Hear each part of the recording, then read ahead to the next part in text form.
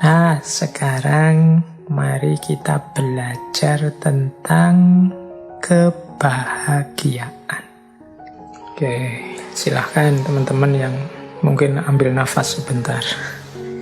Karena ini materinya padat malam hari ini. Baik, tentang kebahagiaan ada beberapa tips, beberapa kata-kata bijaksana dari Seneca.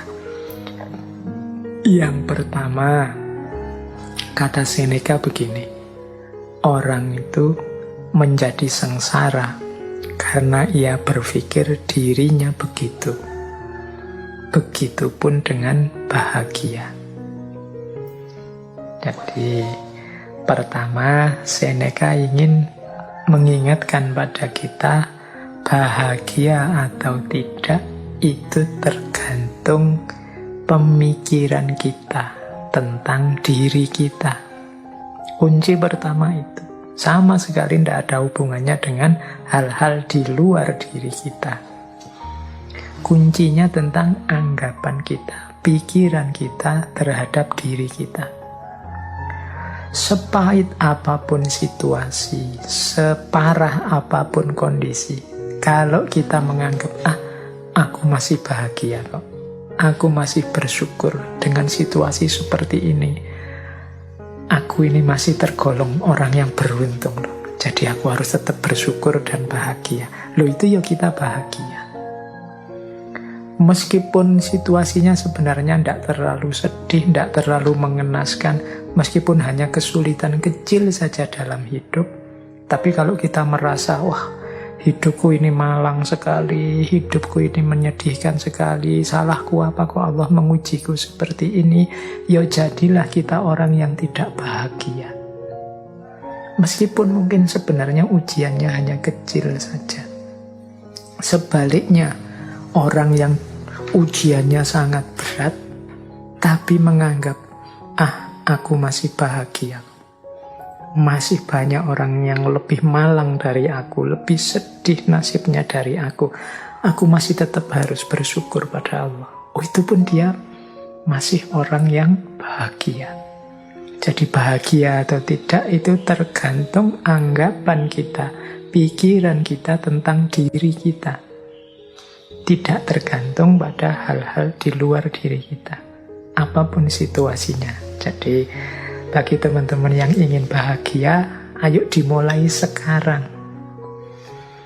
Tidak usah nunggu nanti, tidak usah pakai disarati macam-macam. Saya akan bahagia Pak kalau lulus, saya akan bahagia Pak. Loh, bahagia sekarang tidak nunggu lulus juga bisa kok. Alhamdulillah, skripsiku sudah memasuki tahap akhir. Meskipun prosesnya lama, masih banyak teman-teman yang tidak selesai-selesai, bahkan proposal saja belum. Yang belum proposal, alhamdulillah aku sudah mulai nggarap proposal sebentar lagi. Banyak teman-teman yang sampai kena DO tidak sempat nggarap skripsi. Yang DO mungkin ya alhamdulillah aku masih sempat merasakan seperti apa kuliah. Banyak loh saudara-saudara teman-teman kita yang sampai tuanya tidak tahu rasanya kuliah itu apa, sibuk dengan kesulitan hidupnya. Loh, ada sangat banyak alasan untuk kita bahagia, sebagaimana juga ada sangat banyak alasan kalau kita tidak mau bahagia. Tergantung kita milih yang mana. Jadi pandemi ini kita sikapi seperti apa? Membahagiakan atau menyengsarakan? Masih dalam batas kita harus bersyukur ataukah sama sekali harus kita ratapi? Itu semuanya tergantung kita. Jadi tidak ada hubungannya dengan yang di luar diri kita. Maka yuk mari kita tata cara berpikir kita, biar kita hidup secara bahagia. Kemudian ada rumus yang kedua, kata Seneca begini: kehidupan yang bahagia adalah yang sesuai dengan sifat alaminya. Jadi kebahagiaan itu akan muncul kalau kita ngerti kondisi harmonis, seimbang, alami dalam kehidupan kita. Ini nyambung dengan yang tadi ya, yang bagian kesederhanaan tadi, bahwa kita jangan berlebihan. Hiduplah di standar yang alami saja, sesuai sifat-sifatnya. Kalau bahasa tadi, sesuai divine reason-nya, sesuai sunnatullahnya. Ya kita kuatnya makan berapa, kuatnya tidur berapa persen kita harus tidur, berapa persen harus makan, berapa persen harus istirahat. Berarti untuk belajar berapa, untuk ibadah berapa. Standar saja, yang alami-alami saja. Makan yang menguntungkan untuk tubuh. Caranya seperti apa, bahannya apa saja, gimana caranya agar tidak kekurangan atau berlebihan. Itu standar-standar alami. Kalau kita bisa hidup dengan standar yang alami tadi, ya mudahnya tidak kekurangan, tidak berlebihan, insya Allah kita akan bahagia. Yang ketiga, kata Seneca begini, berbahagialah mereka yang dapat bertahan di saat menerima keberuntungan dan ketidakberuntungan. Jadi mental ketiga yang melahirkan kebahagiaan adalah penerimaan. Di antara sumber ketidakbahagiaan kita adalah kita tidak terima dengan situasi yang padahal sudah nyata kita hadapi. Kita tidak mau ngaku, kita tidak mau menerima bahwa oh iya, sekarang memang situasinya seperti ini. Oh iya, sekarang memang kondisinya begini. Mari kita terima dulu kenyataan hidup, kalau orang Jawa menyebut kasunyatan. Mari kita terima dulu apapun situasi yang memang sudah jelas kita hadapi. Ini akan membuat kita bahagia, bahwa untuk selanjutnya, wah saya harus mengubahnya jadi lebih baik, saya harus memperjuangkannya agar lebih berkualitas, monggo. Tapi pertama-tama, mari kita terima dulu apapun situasinya. Jadi, kalau bahasa psikologisnya, jangan denial, jangan menyangkal. Kalau memang faktanya sudah terjadi, bukti nyatanya sudah kelihatan, ya kita terima. Biar tidak gelisah jiwa kita, tidak bingung. Jadi, apakah itu jenisnya keberuntungan atau ketidakberuntungan? Ini lebih kondusif untuk kebahagiaan hidup kita. Dibandingkan kalau kita menolak terus, kita curiga terus, kita membantah terus, tidak terima terus. Itu secara psikologis tidak kondusif, membuat kita tidak bahagia. Akan lebih baik kalau kita terima. Pak, kalau kita dibohongi, akhirnya gimana Pak? Ya enggak apa-apa, kita akui saja bahwa kita memang dibohongi. Besok semoga saya enggak dibohongi lagi, berarti saya harus belajar.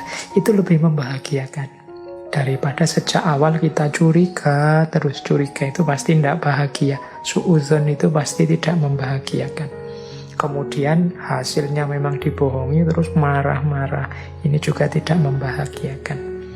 Diakui saja fakta, berarti aku ini kurang pinter, aku ini kurang jeli, aku ini ternyata yang aku anggap aku ini pinter, ternyata aku masih bisa dibohongi, berarti aku ini memang manusia yang lemah.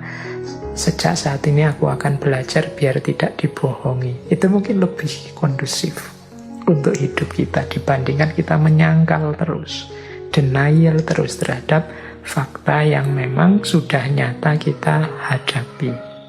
Lebih menenteramkan. Ini untuk level individu ya, level psikologi kita masing-masing. Mungkin kalau nanti urusannya beda, mungkin level sosial atau politik atau ekonomi logikanya mungkin berbeda, tapi untuk kenyamanan kebahagiaan hidup kita, penting bagi kita untuk mengakui dan menerima situasi yang kita hadapi, baik bentuknya keberuntungan maupun ketidakberuntungan.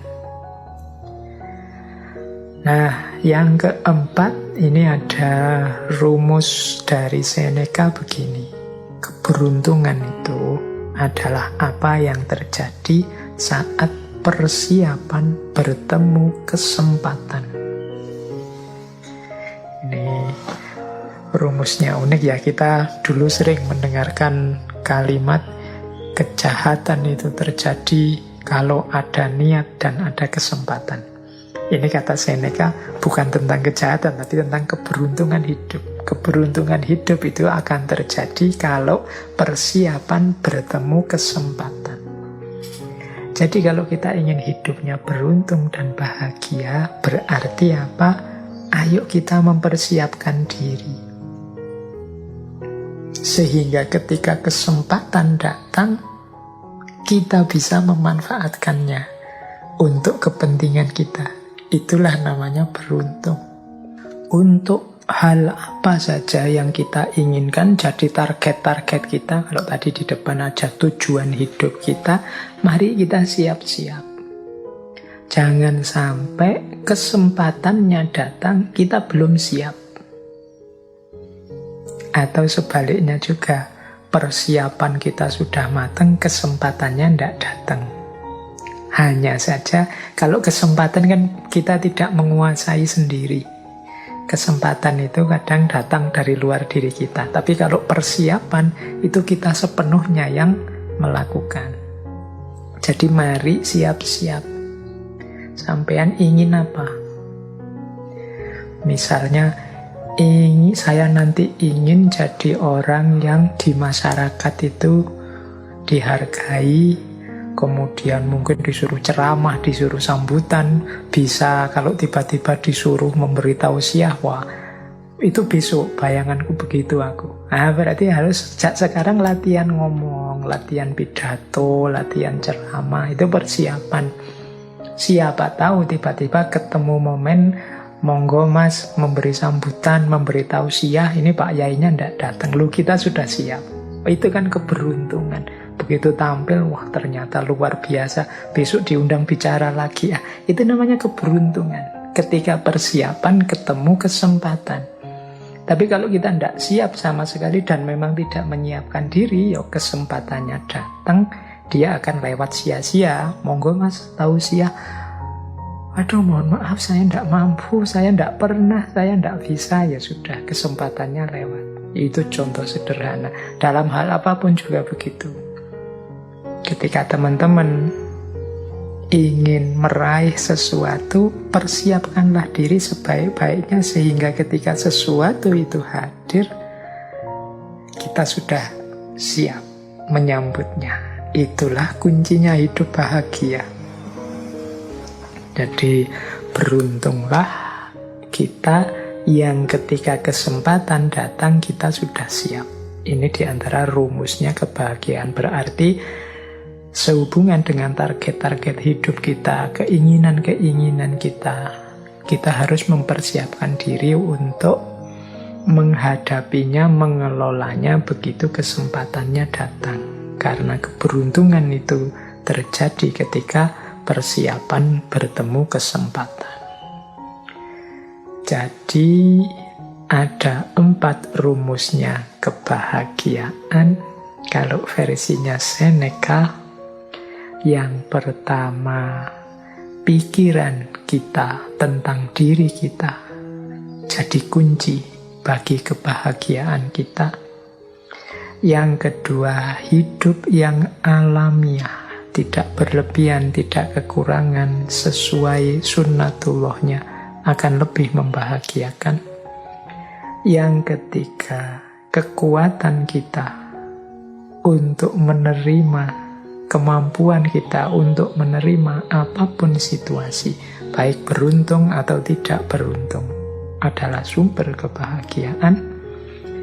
Dan yang keempat, kesiapan kita untuk mengelola, menghadapi kesempatan apapun yang datang. Jadi itu antara lain kuncinya kebahagiaan menurut Seneca.